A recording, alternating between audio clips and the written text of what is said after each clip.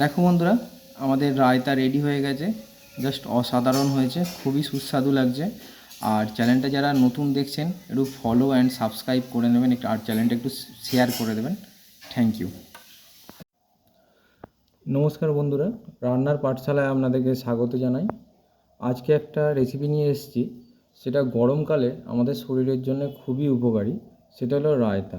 আগে বাঙালিদের মধ্যে রায়তা খাবার এতটা প্রচলন ছিল না, কিন্তু এখন ইন্টারনেটের যুগে বিভিন্ন প্রদেশের খাবার বিভিন্ন জায়গাতে দেখা যাচ্ছে। তো ভারতবর্ষের এক প্রান্তের খাবার আর এক প্রান্তে খুবই এখন প্রচলন হয়ে গেছে। যেমন আলুর পরোটা আগে সাধারণত পাঞ্জাবে দেখা যেত, কিন্তু এখন বাঙালিদের মধ্যে আলুর পরোটা প্রচুর ফেমাস। তো সেই রকমই পাও ভাজি, যেরকম মহারাষ্ট্রের খাবার, কিন্তু এখন বাঙালিদের মধ্যে প্রচুর চলে। এরকম বাঙালি খাবারও এখন অন্যান্য স্টেটে ভীষণ পছন্দের হয়ে গেছে। তো সেরকমই এটা খাবার, সেটা হলো রায়তা। তো তার জন্য আমি নিয়েছি একটা বাটিতে টক দই। আচ্ছা, তার জন্য নিয়েছি অল্প একটু জিরের গুঁড়ো, একটু নুন, একটু বিট নুন, পেঁয়াজকে একদম ছোটো ছোটো করে কুচি করে নিয়েছি, এবং শশাকে একদম ছোটো ছোটো করে কুচি করে নিয়েছি একটু চাট মশলা আর সামান্য একটু জল। এবং তোমরা যদি প্রত্যেকটা জিনিস খেয়ে দেখো, তো এই সবকটা জিনিসই আমাদের ডাইজেশনের পেটের জন্যে খুবই উপকারী। এবং এটা বানানোটা একদমই সিম্পল। এবং রায়তা অনেকে অনেক রকমভাবে বানায়, আমি খুব শর্টকাটে সিম্পল বানাই, যেটা আমি খাই যেভাবে। তো তোমাদেরকে সেভাবেই দেখাচ্ছি।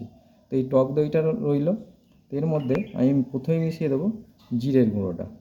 এবার এর মধ্যে দেব একদম সামান্য একটু নুন। তো তোমরা স্বাদটা যেরকম পছন্দ করো নুনের, সেই হিসাবে দেবে। আচ্ছা, এবার আমি নিয়েছি এখানে বিট নুন। তো বিট নুনটা আমি একটু অল্প করে দিয়ে দিলাম। আর এমনি যে ছোটো ছোটো পেঁয়াজ একদম অল্প করে নিয়েছি, তো একটু পেঁয়াজ কুচি এর মধ্যে মিশিয়ে দিলাম। আর দেবো শশা। শশা তো আমাদের শরীরের জন্য খুবই উপকারী, ডাইজেশনের জন্য খুবই ভালো। জিরেও আমাদের ডাইজেশনের জন্য খুবই ভালো।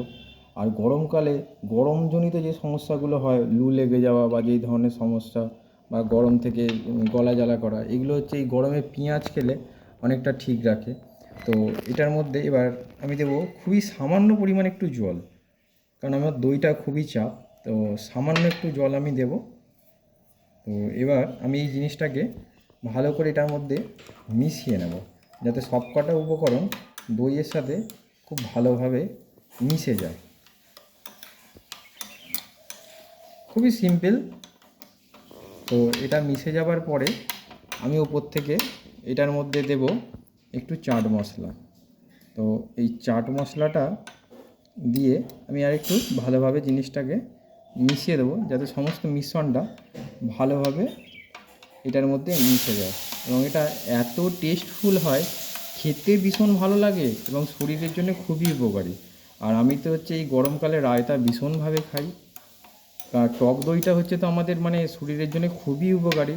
টক দই প্রোবায়োটিক, আমাদের পেটের মধ্যে গুড ব্যাকটেরিয়া বৃদ্ধি করে। তো দেখো ফ্রেন্ডস, আমাদের রায়তা রেডি হয়ে গেল। একদম সিম্পল, অতি সহজে, জাস্ট 5 মিনিটের মধ্যে পুরো রায়তা তৈরি হয়ে গেল। তো ফ্রেন্ড, তোমরা এইভাবে একবার রায়তা খেয়ে দেখো, আশা করি তোমাদের ভালো লাগবে। Thank you.